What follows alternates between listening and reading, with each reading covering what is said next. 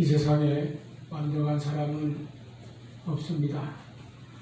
누구에게나 장점이 있으면 또 단점도 있고, 잘하는 것이 있는가 하면 잘 못하는 것도 있습니다. 겉으로 볼 때는 아무 문제 없이 완전 무결한 것 같아도 뭔가 나름대로의 약점도 있고 허물도 있고 고민하는 것도 있을 것입니다. 그 내면에 어떤 문제가 있는지는 자신만이 알겠죠. 우리가 삶을 살아가는 데 있어서도 마찬가지입니다. 살면서 아무 문제나 어려움, 고난이나 시련, 역경을 겪지 않는 사람은 없습니다. 그렇게 보이지 않는 것뿐 누구든지 속으로는 다 이런저런 아픔과 고통이 있습니다. 상처들이 있습니다. 말 못할 고민을 숨긴 사람들도 있을 것입니다. 그 가운데 어떤 것은 나를 속으로 계속 찌르는 그런 가시와 같은 것도 있습니다. 위대한 사도 바울도 그 안에 남모르는 그런 가시가 있었습니다. 오늘 7절 말씀 보면 내 육체에 가시 곧 사단의 사자를 주셨으니, 사도 바울을 일생 동안 따라다니면서 그를 계속 찌르고 괴롭히는 그런 가시가 있었다는 것입니다. 사탄의 공격 같은 것이 늘 있었다는 것입니다. 이 육체의 가시에 대해서 여러 가지 해석하는 분들이 많이 있는데, 바울이 받았던 어떤 영적인 유혹이나 의심, 가책, 갈등 이런 것이었다고 해석하는 분도 있고, 또는 사도 바울이 받았던 그 핍박과 같은 외적인 그런 환난으로 보는 분들도 있습니다. 그런데 여기에 육체의 가시라고 했기 때문에 가장 많이 동의하는 해석은 이것은 어떤 끈질기게 괴롭히는 육신의 어떤 고질병이다, 이렇게 보기도 합니다. 구체적으로는 바울이 굉장히 눈이 안 좋았다는 그런 그 표현이 서신서에 곳곳에 있는데요. 그것이 안질에 기인한 것이다, 이렇게 보기도 하고 아주 심각한 안질을 앓고 있었다는 것이죠. 더 심한 경우는 간질병을 가지고 있었다고 보기도 합니다. 이거 굉장히 괴로운 병이죠.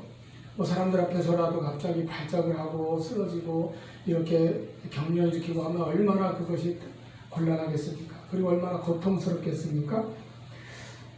또 최근에는 현대 어떤 사조에 맞추어서 혹시 우울증 같은 것을 가지고 있지 않았을까, 이렇게 생각하는 분들도 있습니다.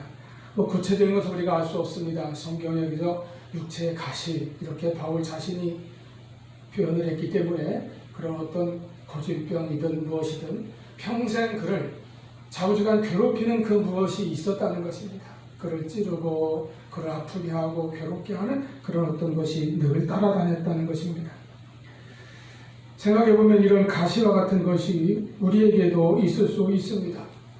외적으로는 모든 것이 다 갖추어진 넉넉한 그런 사람에도 불구하고 속으로 어떤 알지 못하는 그런 약함이 있다든지, 건강에 문제가 있다든지, 가정에 문제가 있다든지, 또 어떤 사람은 자녀 문제로 고민하기도 하고, 직장 문제, 사업 문제, 경제적인 문제, 또 어떤 분은 남편이 가시가 되거나 아내가 가시가 되는 경우도 혹 있을 수 있습니다. 자, 이런 가시가 사도 바울에게 평생을 따라다니면서 바울이 그 가시로 인하여 괴로움을 많이 받았기 때문에 그는 그것을 제거해 달라고 3번이나 간절히 기도했다고 했습니다.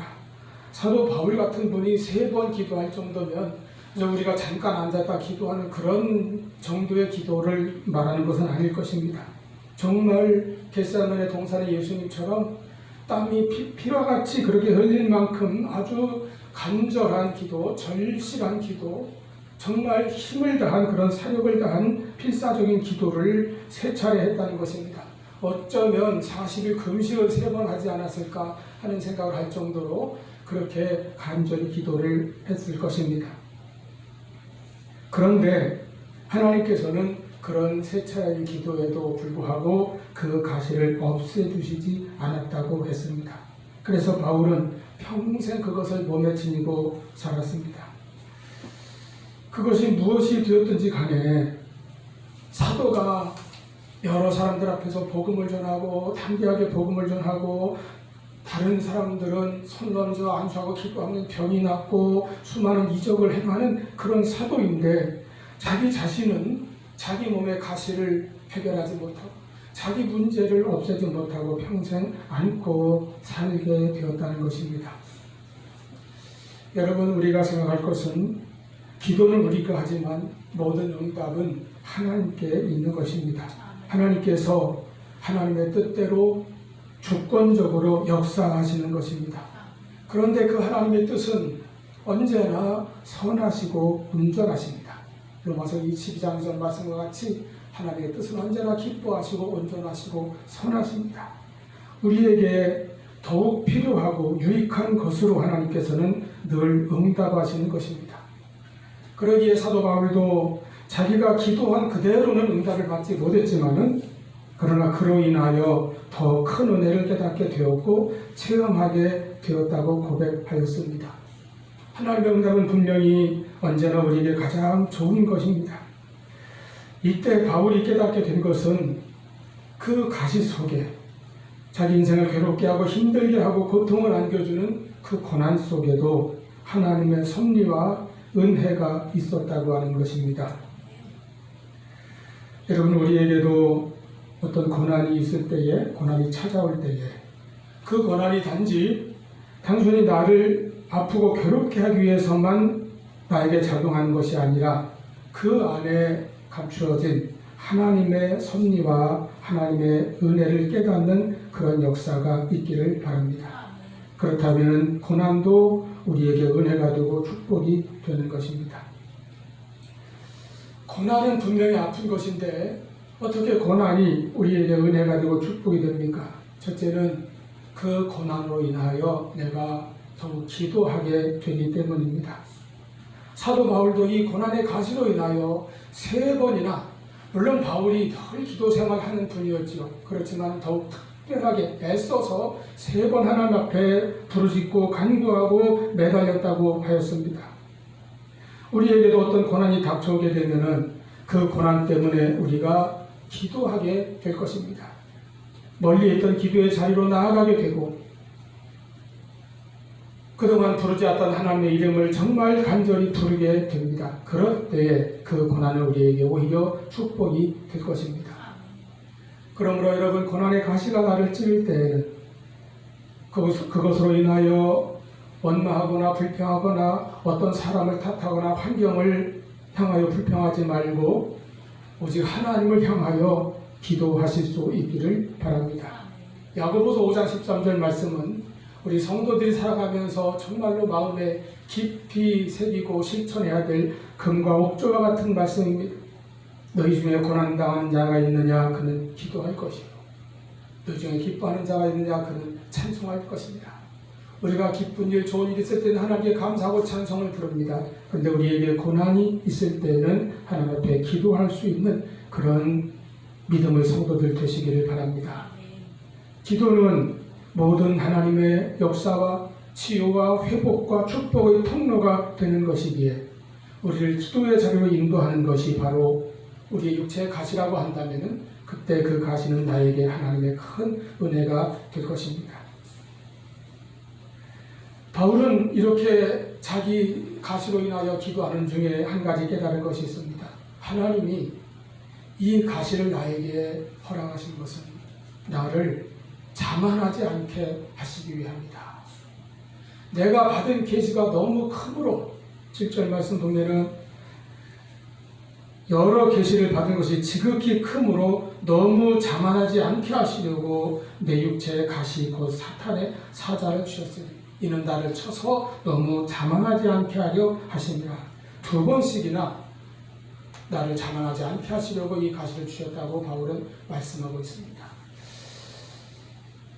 바울은 그 누구보다도 놀라운 환상과 신비한 체험을 많이 한 사람입니다. 이미 14년 전에 그는 자기가 몸 안에 있는지 몸 밖에 있는지 모르는 그런 상태에서 3층 철의 셋째 하늘에 올라간 그런 체험을 했노라고 고백하고 있습니다. 유대인들이 볼 적에는 가장 신비한 그런 체험입니다. 가장 놀라운 그런 영적인 체험을 한 것입니다. 그런데도 그것을 바울은 자랑하지 아니하고 나타내지 아니하고 14년간이나 침묵을 지켜왔었습니다. 그런데 고린도 교회가 이제 지나친 신비주의, 어떤 환상주의에 빠져서 그런 것만을 추구하는 경향이 있게 되고, 또 외부에서 들어온 거짓 선지자들의 가르침에 의해 성도들의 신앙이 여러 가지로 미혹을 당하고 흔들게 되자 바울은 자기 자신도 그런 체험이 있었느라고 여기서 1절 이하에서 밝히고 있습니다.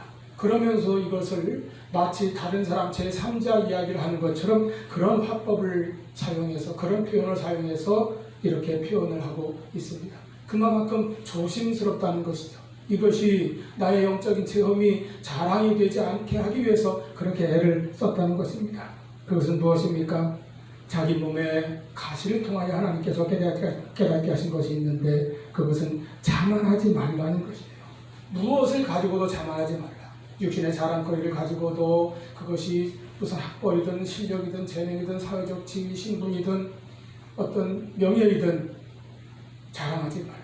사람은 아주 조그만 것만 있어도 자랑하고 교만해지기 쉬운 그런 속성이 있습니다. 별거 없는데도 자꾸 자기를 높이고 나타내고자 하는 그런 속성이 누구에게나 있습니다. 어쩌면 타락한 본성인지도 모릅니다. 그런데 교만은 하나님께서 가장 싫어하시는 것이고 하나님께서 가장 멀리 하시는 것입니다. 잠언 16장 18절 말씀대로 교만은 패망의 선봉이고 거만한 마음은 넘어짐의 앞잡이입니다.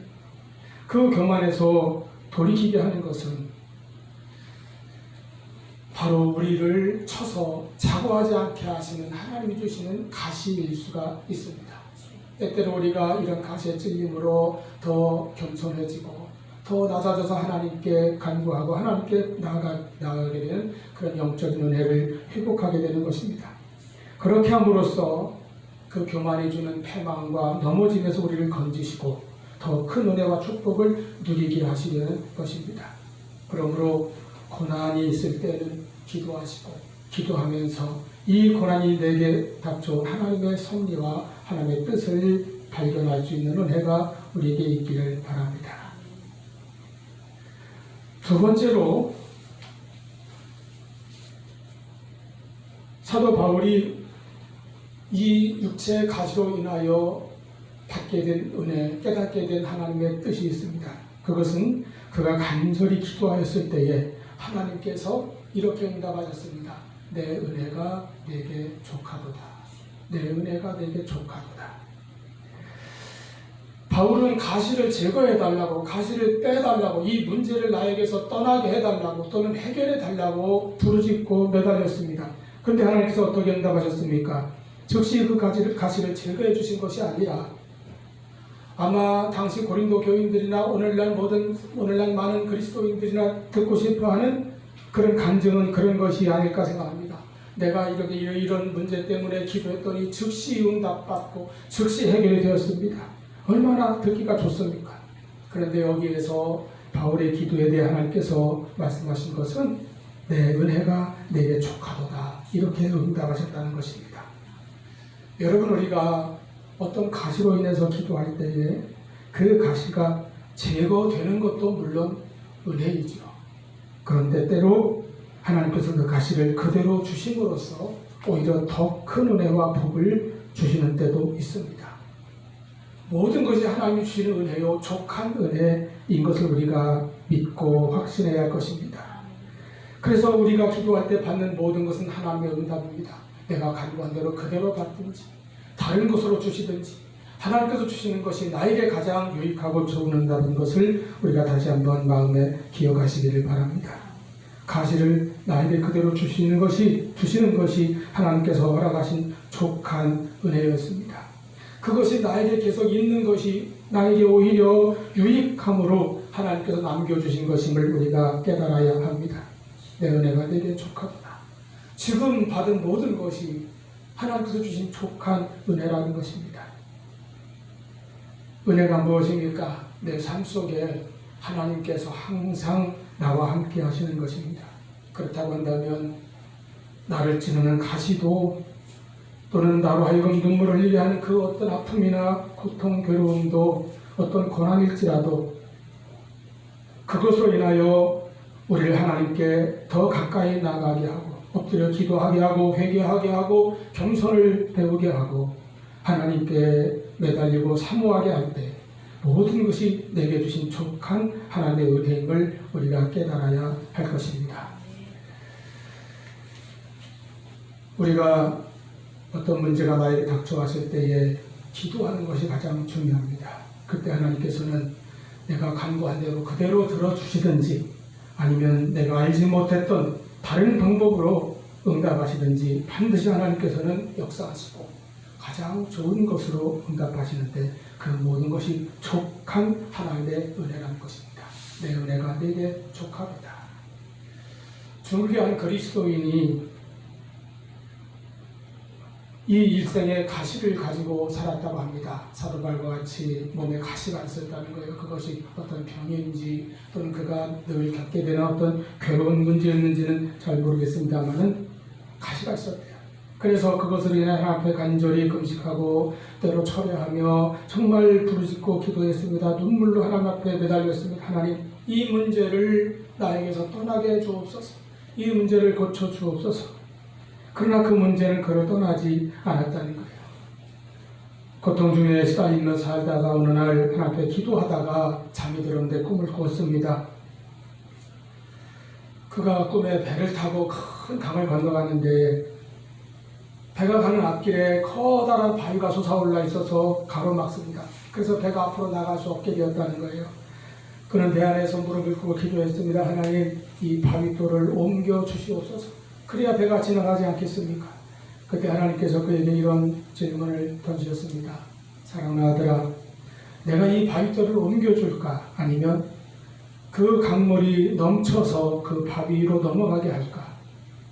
그때 이 성도가 깨달았습니다. 오 주여, 강물이 넘쳐서 넘어가는 은혜를 주옵소서. 그는 깨어나서 무릎을 꿇고 하나님 앞에 기도했습니다. 주여, 내 속에 있는 이 바위돌과 같은 이 가시와 같은 이 괴로움을 하나님께서 빼주시지 않아도 되겠습니다. 그러나 은혜가 더욱 넘쳐서 이것을 넘어갈 수 있는 능력을 주옵소서. 하나님께서 나에게 은혜를 넘치게 주시면 분명히 내게 있는 환난이나 역경이나 권고나 어떤 시련도 우리는 능히 넘어갈 줄로 믿습니다. 하나님께서 그것을 제거해 주시면 물론 더 좋겠지만은 제거해 주지 않을 때에도 또 우리가 더 큰 은혜를 받아서 그리스도의 온전하심으로 충만하게 되는 역사가 있기를 바랍니다. 참 우리는 아무리 성장해도 단순한 면을 그대로 가지고 있어서 어린아이처럼 당장 내 눈앞에 좋은 것만 바랄 때가 있습니다. 그런데 하나님은 지금 당장 나에게 좋은 것이 아니라 나의 일생을 통하여 더 좋은 것을 예비하시고 더 나아가 내 영생에 이르도록 유익한 것을 나에게 허락하시고 응답하신다는 것입니다. 또 우리 인간은 때때로 자기 자신만을 위하여 기도하고 자기에게만 좋은 것을 구할 때가 많이 있습니다. 그런데 하나님께서는 나에게만이 아니라 모두에게 유익한 것으로 응답하시는 하나님이십니다. 그래서 때때로 하나님의 응답이 나를 통하여 나와 내 가정과 교회와 내가 속한 모든 공동체와 모든 사람들에게 축복이 흘러가는 그러한 놀라운 역사가 일어나기도 하는 것입니다. 이사야 55장 8절 9절 말씀에 여호와의 말씀에 내 생각은 너희 생각과 다르며 내 길은 너희 길과 달라서 하늘이 땅보다 높음 같이 내 길은 너희 길보다 높으며 내 생각은 너희 생각보다 높으리라 말씀하셨습니다. 이 하나님의 섭리와 뜻을 깨닫고 우리를 찌르는 이 가시도 하나님이 나에게 주신 족한 은혜인 것을 깨달으시기를 바랍니다. 이 가시가 하나님의 능력으로 오히려 기적을 일으키는 축복의 통로가 될 수 있기를 바랍니다. 그러므로 찌르는 가시가 있을 때는 기도하십시오. 그런데 하나님께서 주시는 것을 가장 좋은 것으로 받을 수 있는 믿음을 가지시기를 바랍니다. 제가 학생 때부터 아주 좋아하던 신학자 라이놀드 니보의 기도문이 있습니다. 주여, 제가 바꿀 수 있는 것은 바꿀 수 있는 용기를 주시고 제가 바꿀 수 없는 것은 받아들일 수 있는 평온함을 저에게 주옵소서. 그리고 제가 바꿀 수 있는 것과 없는 것을 분별할 수 있는 지혜를 주시옵소서. 하나님께서 나에게 주신 것이 나에게 가장 족한 은혜인 것을 알고 살아가는 우리 모두가 될 수 있기를 바랍니다. 어떤 장애인인 분의 간증을 들은 적이 있습니다. 소년 시절에 실명하였을 때 얼마나 인생의 캄캄한 암과 좌절과 절망이 찾아왔겠습니까? 그는 방황하며 하나님 앞에 원망하고 부르짖었습니다. 그때 하나님께서 문득 깨닫게 해주신 하나님의 귀한 음성을 마음속에 깨닫게 되었습니다. 하나님께서 말씀하시기를 너는 너만큼만 살면 된다. 이런 귀한 깨달음을 주셨다는 거예요. 그가 고통하고 좌절하고 방황했던 것은 무엇입니까? 자기 장애로 인하여 남들처럼 살지 못하게 되었다는 인생의 절망, 그 앞에서 얼마나 못 미쳤습니까? 그런데 그렇게 살려고 몸부림치지 말고 그러면 그럴수록 더욱더 절망이 깊어지므로 너는 너만큼만 살아라. 그는 자기의 장애를 받아들이고 시각장애인으로 살 수 있는 최선의 노력을 다하여 자기만큼 사는데 최선을 다해서 그는 학자가 되고 대학 총장이 되었다고 하는 고백의 간증을 들은 적이 있습니다. 내가 나만큼만 사는 것이 하나님이 나에게 주신 족한 은혜임을 기억하시기를 바랍니다. 하나님의 은혜는 항상 나에게 족합니다. 이렇게 고백하며 이 하늘의 신비한 평강과 능력을 소유한 우리 모두가 될 수 있기를 축원합니다. 세 번째로 이 우리 몸에 있는 또는 우리 삶에 우리 인생에 찾아오는 가시와 같은 이 고난은 우리에게 특별한 은혜를 주는데 그것은 내가 약할 때 더욱 강하다고 하는 이 역설적인 은혜입니다. 바울이 고백하는 것처럼 내가 약할 때 강하니라. 주께서 말씀하셨습니다. 내 은혜가 네게 족하도다. 이는 내 능력이 약한 데서 온전하여짐이라 하신지라. 그러므로 내가 도리어 크게 기뻐함으로 나의 여러 약한 것들에 대하여 자랑하리니 이는 그리스도의 능력이 내게 머물게 하려 함이라. 바울은 이 가시로 인하여 자기가 약한 것을 알았습니다. 그 약한 것을 좀 강하게 해달라고 간구했습니다. 그런데 하나님께서 말씀하시기를 그 약한 것 때문에 너는 오히려 강한 것이다. 너의 약한 것 가운데 그리스도의 능력이 역사하기 때문이라고 말씀하셨다는 것입니다. 그래서 바울은 이와 같은 은혜를 깨달은 후에 내가 약할 때 오히려 강함이라 라고 10절에 담대하게 고백하고 있는 것입니다. 여러분, 우리가 약합니까? 연약합니까? 내가 이것저것 아무것도 잘 하는 것이 없습니까? 하나님께서 나를 이렇게 지으셨고 나를 이렇게 인도하신다면 이것이 오히려 하나님의 능력이 되고 하나님께 붙들리는 하나님의 도구의 삶이 되는 것을 믿으시기를 바랍니다. 우리의 약함은 그리스도의 강함의 기회가 됩니다. 우리의 부족함은 하나님께서 채워주시는 기회가 됩니다. 우리의 어리석음은 하나님의 지혜의 기회가 됩니다. 우리의 연약함은 하나님의 능력이 나를 통해 나타나는 기회가 되는 것입니다. 인간의 실패와 좌절은 하나님의 역사가 시작되는 기회가 될 것입니다. 그러므로 이와 같은 은혜를 받으시기를 바랍니다. 하나님, 내가 약할 때에 오히려 더 강하게 역사하시는 주님의 능력을 믿고 그 능력을 붙들고 나아가게 하여 주시옵소서. 가시가 나를 아프게 찌를 때가 있습니다. 그러나 이것을 하나님께서는 은혜로 바꾸어 주실 것입니다. 이 가시가 나에게 멸관이 될 것이고 그리스도의 자랑거리가 되게 할 것입니다. 사도 바울은 자기 몸의 가시로 인하여 하나님 앞에 기도했습니다. 그리고 더욱더 겸손함을 배웠습니다. 하나님의 은혜가 촉한 것을 발견하였습니다. 모든 사람들에게 하나님의 영광을 나타내고 자랑하게 되었습니다. 자기 약한 가운데 하나님의 능력이 더욱더 강하게 역사함을 증거하였습니다.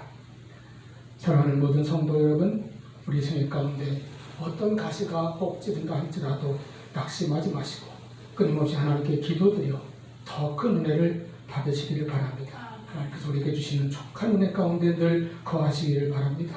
나의 약한 것이 주님의 능력이 역사하는 통로가 될 수 있음을 믿고 주님의 손에 온전히 맡기는 믿음의 삶을 살아가는 우리 모두가 될 수 있기를 축원합니다. 기도하시겠습니다.